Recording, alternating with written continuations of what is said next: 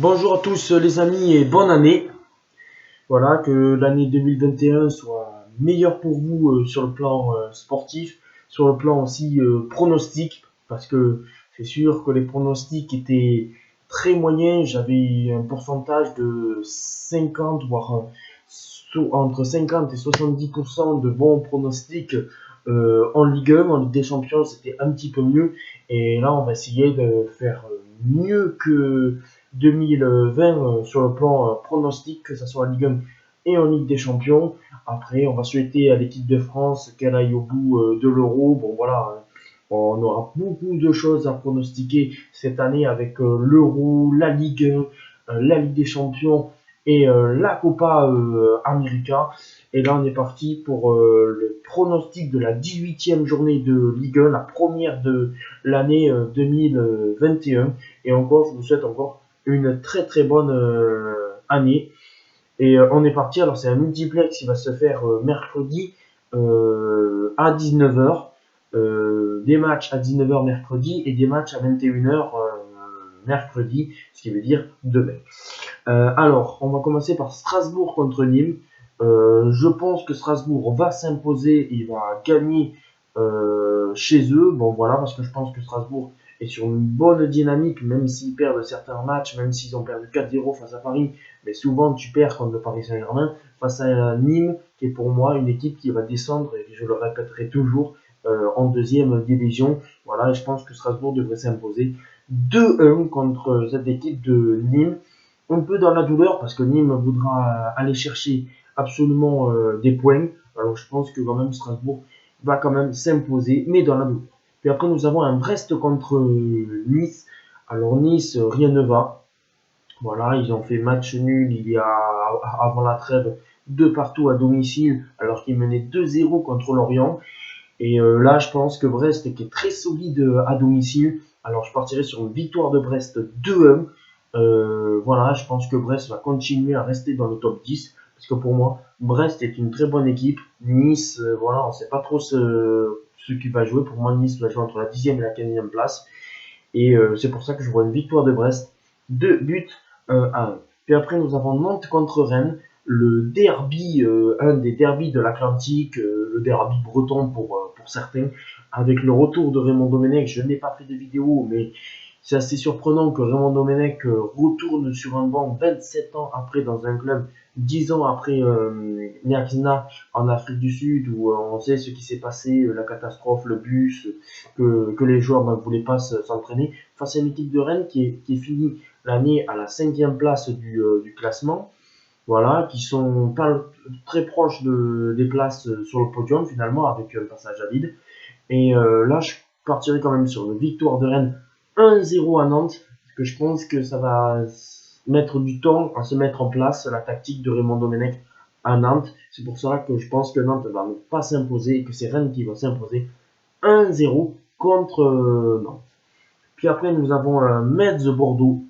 Alors, les Bordelais, c'est les montagnes russes. Ils peuvent gagner à l'extérieur, ils peuvent perdre à domicile. Voilà, c'est rien comprendre.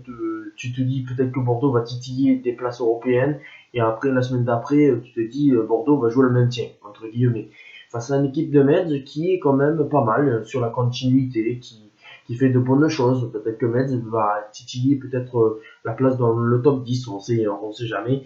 Alors, je partirai sur un bon match nul avec beaucoup de buts. 2-2, un 2-2 entre Metz et Bordeaux. Puis après, nous avons un Lorient-Monaco.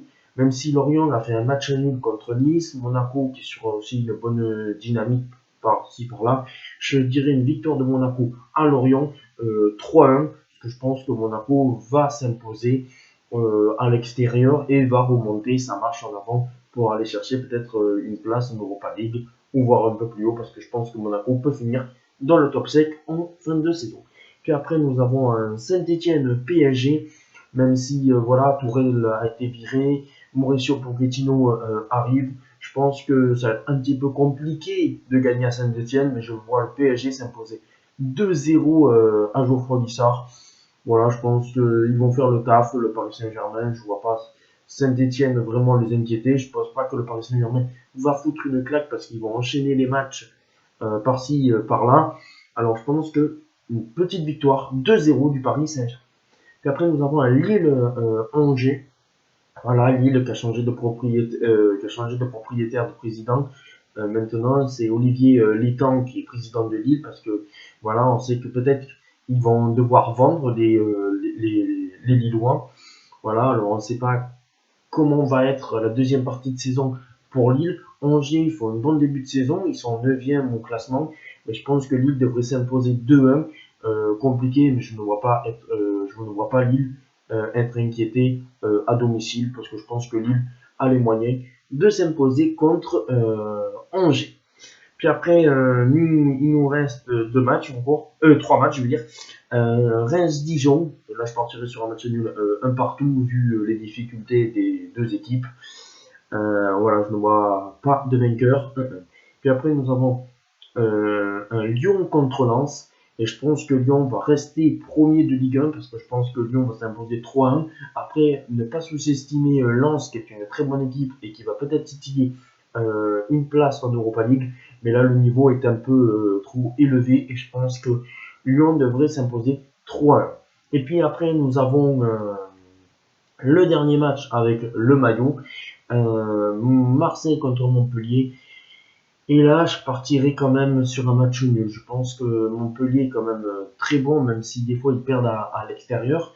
Mais cette année, ils font de bons résultats à l'extérieur. Ils ont plus de mal à domicile. Alors entre Marseille et Montpellier, je partirai sur un match nul 1-1 avec des buts bien sûr.